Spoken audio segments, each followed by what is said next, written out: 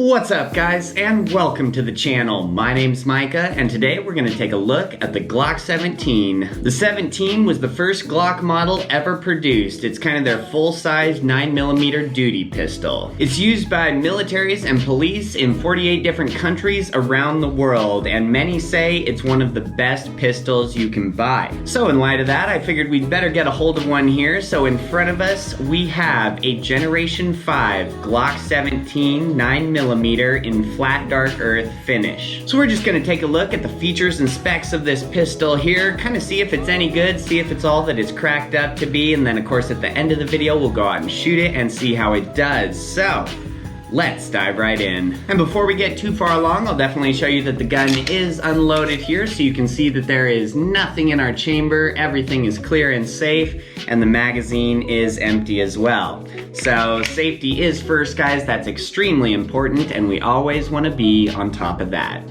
So the Glock 17 first came out in the early 1980s. Glock wasn't always a company that manufactured firearms. Before they started making guns, they used to make different plastics, woods, metals. They kind of evolved into making grenades and machine gun belt links, and then they said, well, screw it, let's start making guns. So the engineers over at Glock went to a daycare in Austria. They then found a 6-year-old girl and asked her to draw a gun. They took those drawings, and those were the blueprints for the Glock 17. Now that may or may not be the actual history of the gun, but upon looking at this pistol, it certainly seems like that story is plausible. I mean, this has to be one of the most boring, plain Jane, hideous pistols of all time. This handgun has 0 bells, 0 whistles. There's nothing on here that doesn't need to be on here. It's kind of as basic as it gets.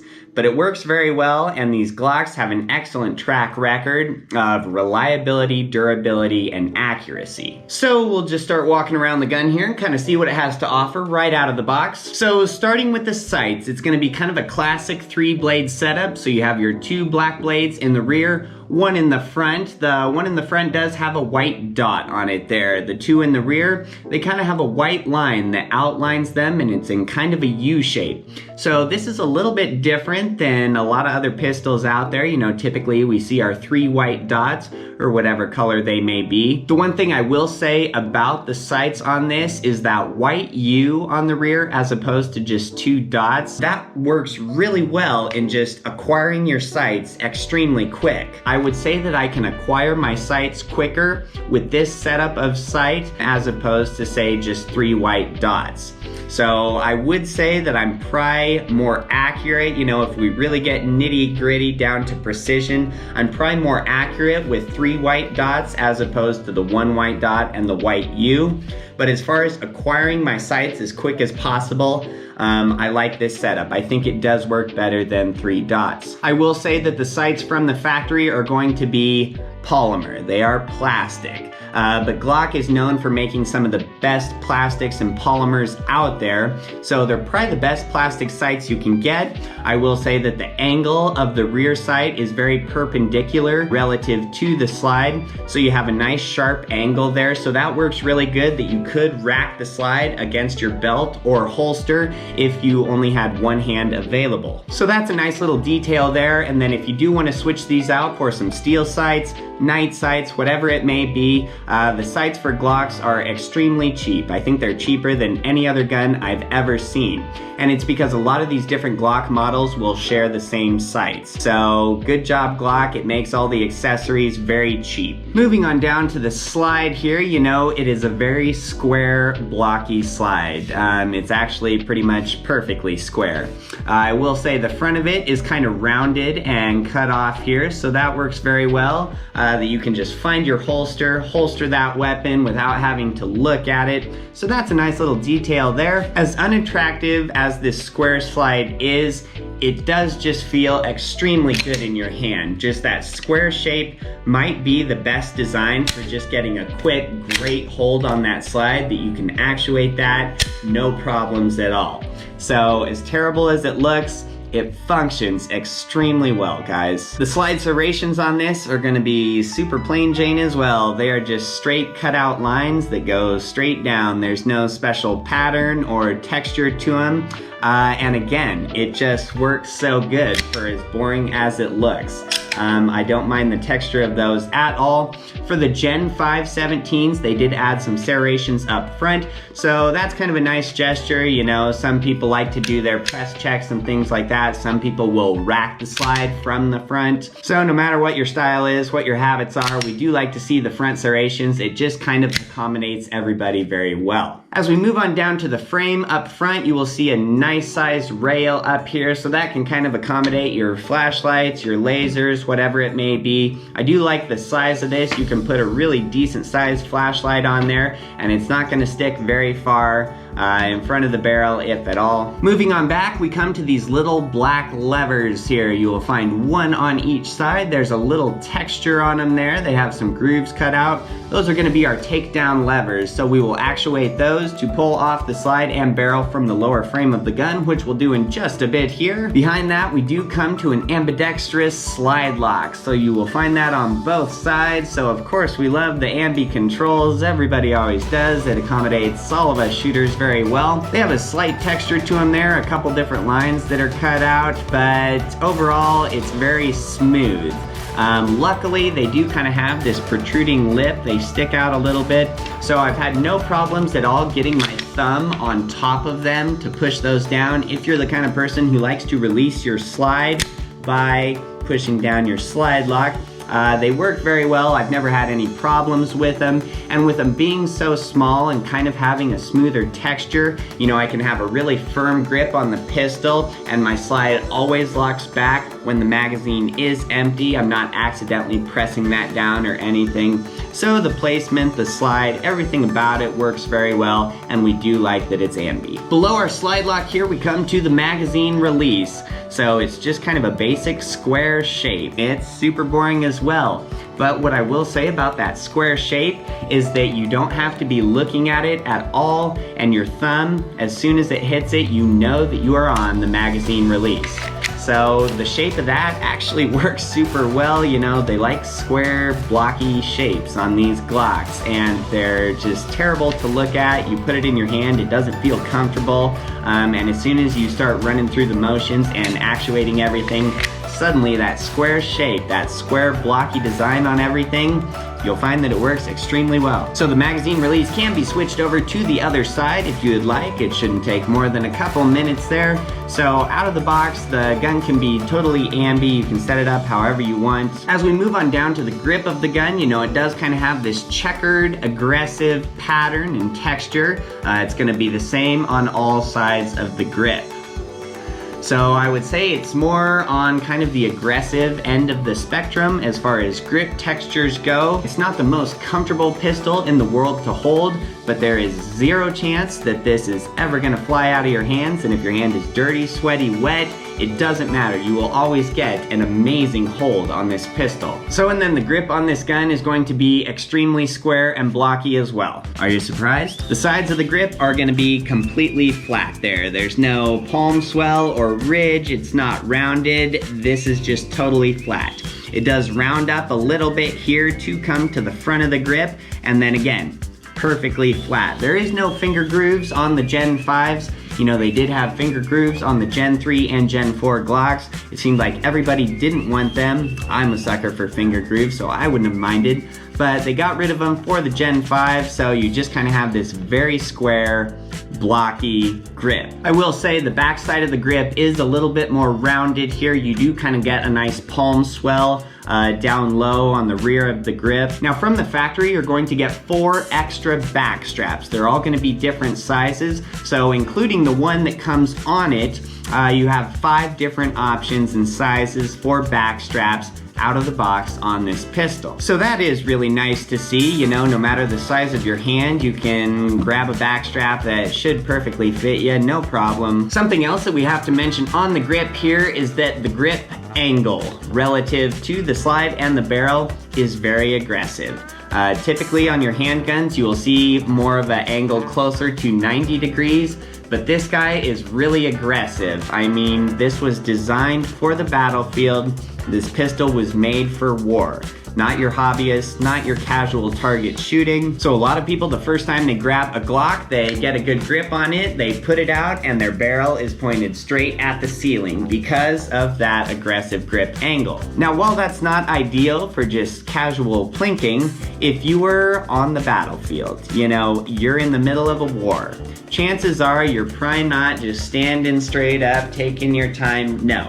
You're going to be in a very aggressive shooting stance. You're shooting to save your life. So you are stanced out, you are leaning forward. So suddenly if you put yourself in that position, suddenly the grip angle is exactly where you want it. It's not pointed at the ceiling or anything like that. You know, if I stand straight up and put the gun out, sure, it's pointed at the ceiling. But if I'm in my very aggressive, you know, shooting stance, I have a slight lean forward. You know, my knees are slightly bent. I'm ready to take all that recoil, even if I have to dump the entire magazine. So suddenly, when I put myself in that stance, the barrel is perfectly where I want it. It's not pointed up, anything like that. So this gun was designed for law enforcement and military. So that's kind of why we see that aggressive grip angle. You know, the gun was designed to eliminate live threats. The last thing I'll say about the grip is that square, blocky shape, it's extremely uncomfortable in your hands. A lot of people will hold a Glock because they hear Glock, Glock, Glock. You know, a lot of people just rave about Glocks. So they go to the gun store, they put a Glock in their hand and they say, oh, that's terrible. I don't like that at all. That's so uncomfortable. Yes, it is extremely uncomfortable and the square shape just seems so foreign once you put your hand on it. But what that square shape does is it keeps that pistol just perfectly straight in your hand. Whereas if I had more of a circular, rounded grip, sometimes, you know, if I don't have a good grip on that, the pistol isn't pointed perfectly straight. Whereas the square shape, it's easy to exactly know where my pistol is pointed. I don't even have to look at the sights. I know where my barrel is pointed. So that is kind of a plus to that square, blocky grip. As far as our magazines go, so it has a 17 round capacity. So it's not called the Glock 17 because it holds 17 bullets. It's called the 17 because it was the company's 17th patent. And they kind of use that same logic for all the different Glock models. So upon looking at all the different Glock models, sometimes it's hard to find a rhyme and reason to why they called this the Model 17, or that the Model 26, or that one the Model 40. It's in the order that they got the patents. So there really isn't a ton of logic to the model numbers. So 17 round capacity, this is going to be a metal magazine that does have a polymer shell over it. So you get the durability of a metal magazine, you get that nice smooth texture, the low friction of having a polymer magazine. And then for Gen 5, they did put this orange lifter in the magazines as well. So typically on all the previous generations, they were just black. But they put an orange lifter, or an orange follow, I guess you'd call it, on the magazine, so that when your slide is locked back, it's very easy to tell that your magazine is empty. So nice gesture that's well thought out. So with a lot of different Glock models sharing the same magazine, it makes them extremely cheap. You can get factory OEM Glock magazines for about $29 to $30. So these magazines are actually used in the Glock 17, the Glock 34, the Glock 45. There might be some other models that will accept it as well. Obviously the smaller ones that are double stack 9mm, you can throw this in them as well. So that's really cool. It makes them super cheap. Just to compare, a lot of your SIG magazines are gonna be around the $60 mark. So Glock did add a slight magwell flare to the Gen 5. You have a slight taper to the top of the magazine as well. So with the magazine being tapered, the magwell being flared, you'll have no problems throwing your magazine in there. It should work great every single time. Okay, enough of that. So now we'll just talk about the trigger for a second here. So all these Glock pistols are going to use the Glock Safe Action system. So you will not find any manual safeties on any Glock model, but it does have 3 different safety methods that are built into the pistol. So kind of the only visual one that you can see is going to be a trigger safety.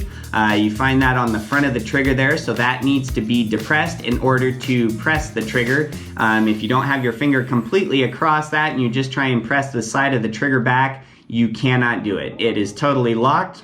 And then beyond that, there's 2 other safety methods that are internal on the gun, some firing pin blocks, things you can't see. So, and these systems are extremely reliable, you know, they're time tested, they are tried and true. I don't like safeties on any of my guns, you know, it can give you some bad practices, and then it's just one other wild card kind of in the mix. You know, if you had your gun holstered and the safety was off, or you thought it was off, maybe you brushed up against something, the safety turned on, and then you had to pull your gun and use it, you go to press the trigger and you can't because your safety got clicked on. Or if you're the kind of person who always has the safety on, then when you unholster your gun and go to acquire your target, you have an extra step. You have to flick off your safety, and if it's a very stressful situation, your anxiety, nerves are getting the best of you, trying to actuate that in the heat of the moment is an extra step that I don't want to have to deal with. So the trigger on this is going to be about 6 pounds. So it's a little bit on the stiff side. You know, you're not going to accidentally bump it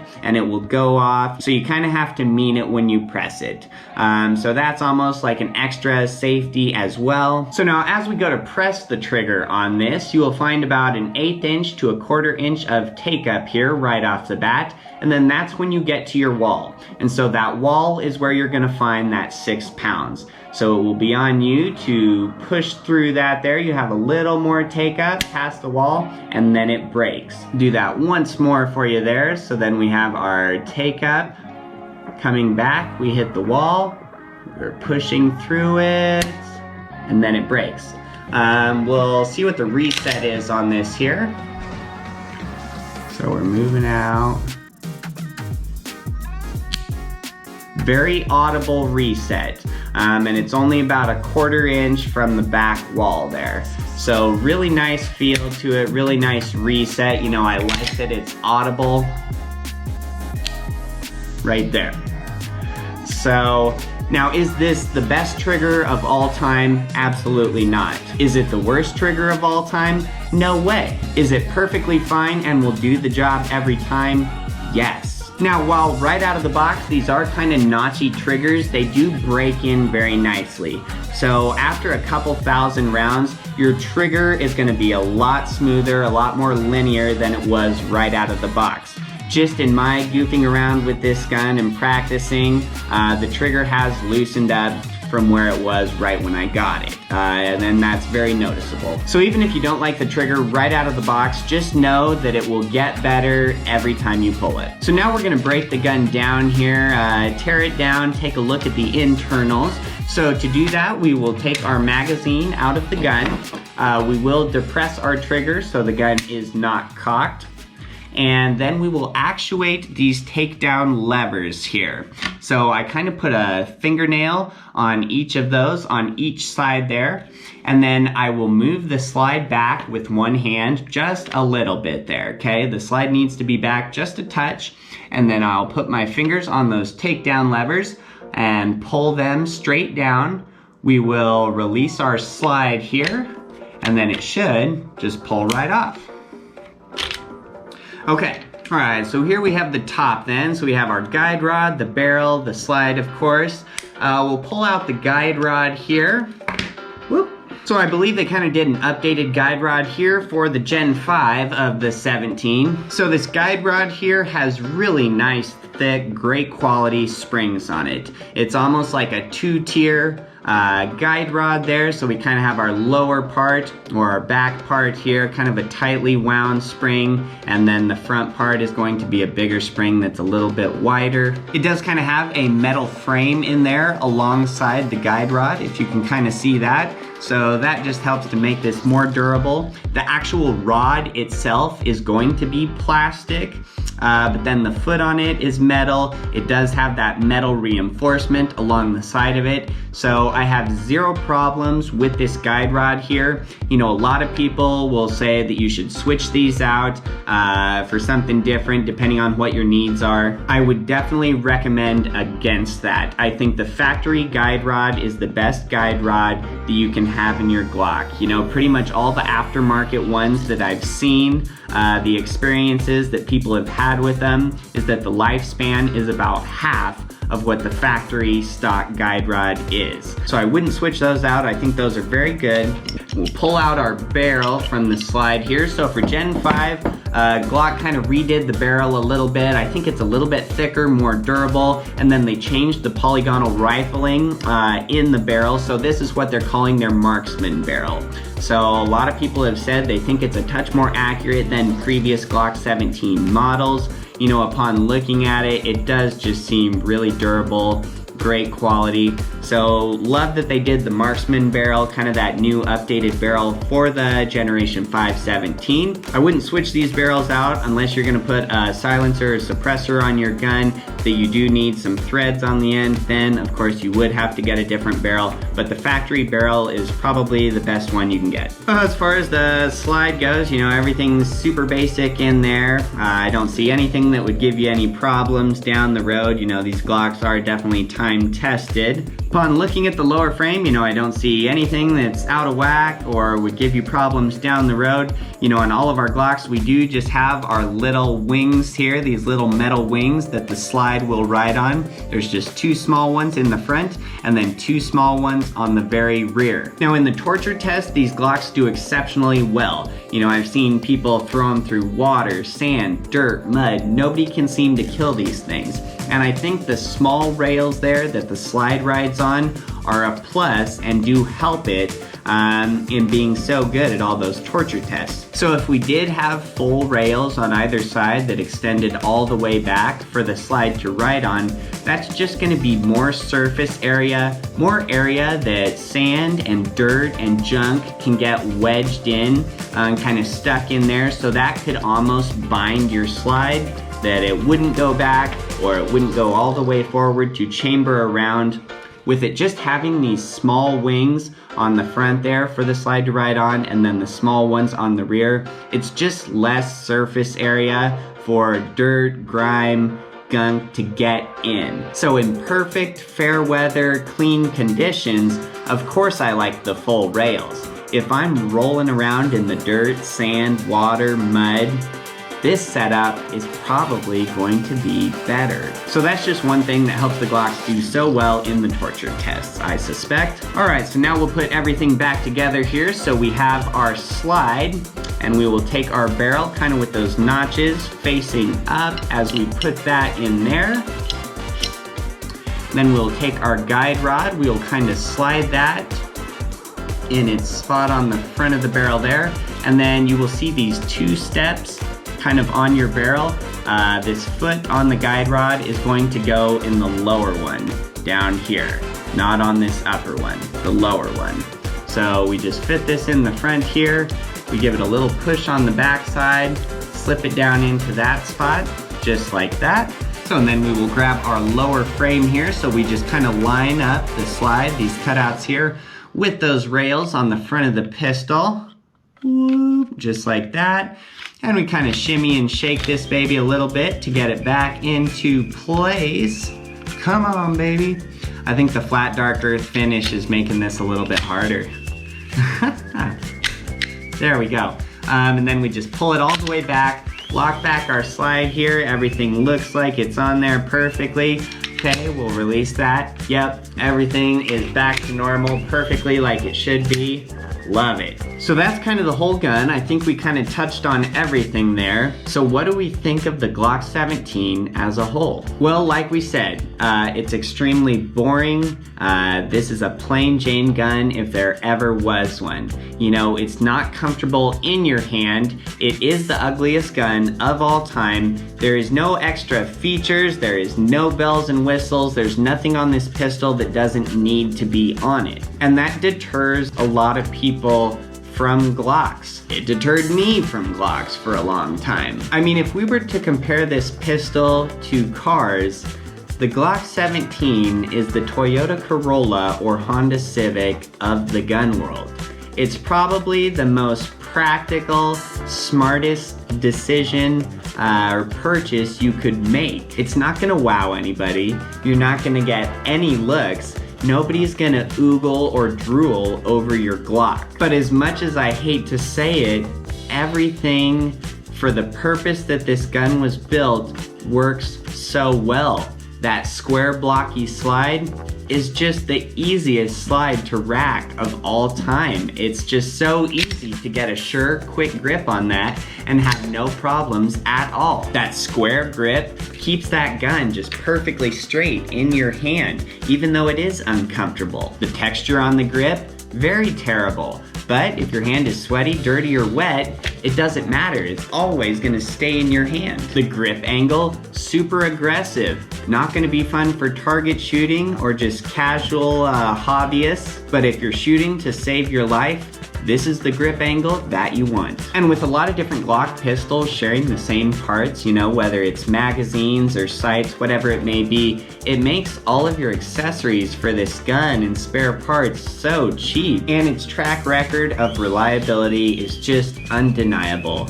There's many people who have proven that this is one of the most reliable guns in the entire world of all time. A lot of different competition shooters will use Glocks because of that aggressive grip angle, because of that square slide. Your hand can really get up here. It has a very low bore access that your hand can slide up almost all the way up to where the slide and barrel sits. So that kind of helps for less muzzle rise, more of just a push back, so you can get follow-up shots on your target extremely quick with this platform. As much as I hate to say it, and as ugly as these pistols are, it's tough to find another gun that works as well and is as effective as these Glocks. So I have a lot of different pistols that I like to carry more than this. I have a lot of different pistols that I like to shoot more than this. I have a lot of different pistols that I like to look at much more than this. But if for any reason I could only have one pistol, I probably would take this. Yeah, if I could only have one handgun, it would be a Glock, just because it's so effective, it's so reliable. I just know that it's gonna work. At any day, at any time, this pistol is ready for war. And that can't be said of very many handguns out there. So we have to give praise where praise is due, and the Glock 17 absolutely deserves a buttload of praise for what this thing is. So I think now we need to get out to the range. We'll put a few rounds through it. We'll see how it does. Stick around, guys. This should be super exciting.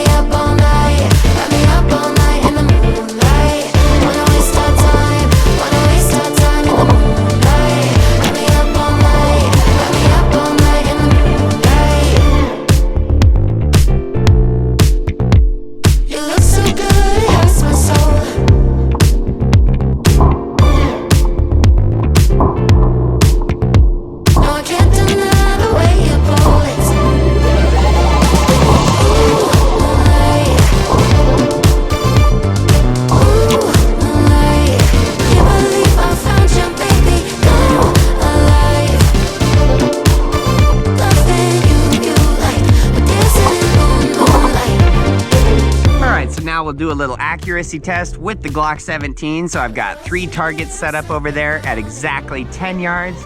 So we'll just put 10 shots in the top one. We'll see what the grouping looks like, and then we'll decide what we want to do for the other 2.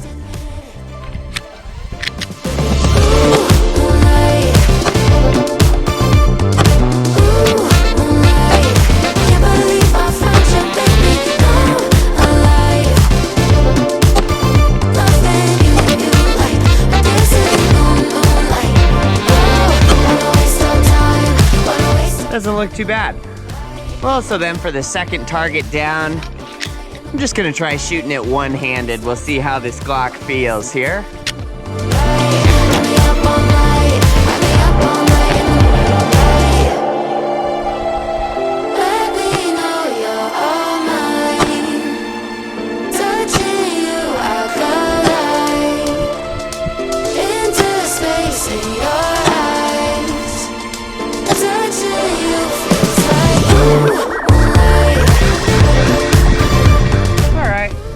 Would have saved my life. We'll take it.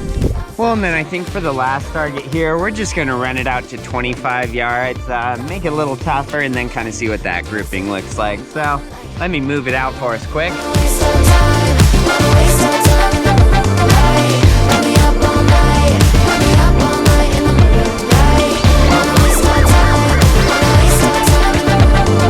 Well, look what I found. Must be some bucks in the area. All right, so 25 yards, we'll do 10 shots this time. See what it looks like.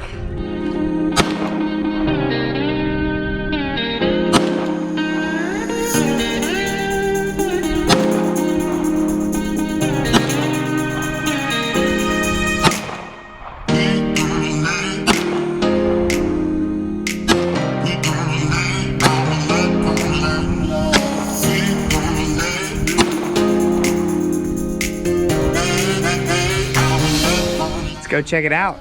All right, so then looking at all of our targets here, so the top one, this was gonna be 10 yards, two-handed grip. So I guess the furthest point here is about 2 inches, but most of them are just about 1 inch apart here. So I'm happy with that. 10 yards with our one-handed grip. Oh, we've got about a 3.5 inch spread or so there. So I probably need some practice with my one-handed shooting, but that would have saved my life for sure. And then 25 yards with our two-handed grip. Everything was just a little bit to the left there. We'll take a look at our rear sights. I suspect that they're not quite centered, but at 25 yards, still not bad. So 1, 2, 3, 4, 5, 6, 7, 8, 9, 10. So, and the grouping, it's about a 4-inch grouping, I would say. So 4-inch grouping at 25 yards, I mean, I'll take that. So for just the factory sights, I'm impressed. It'll do.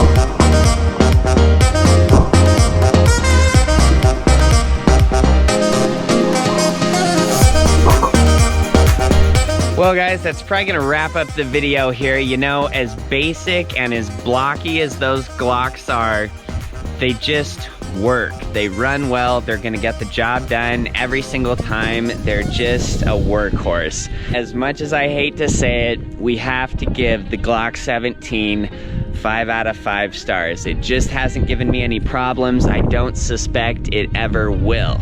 So like the video if this helped you out, subscribe if you want to see more, and until next time, have a great night guys.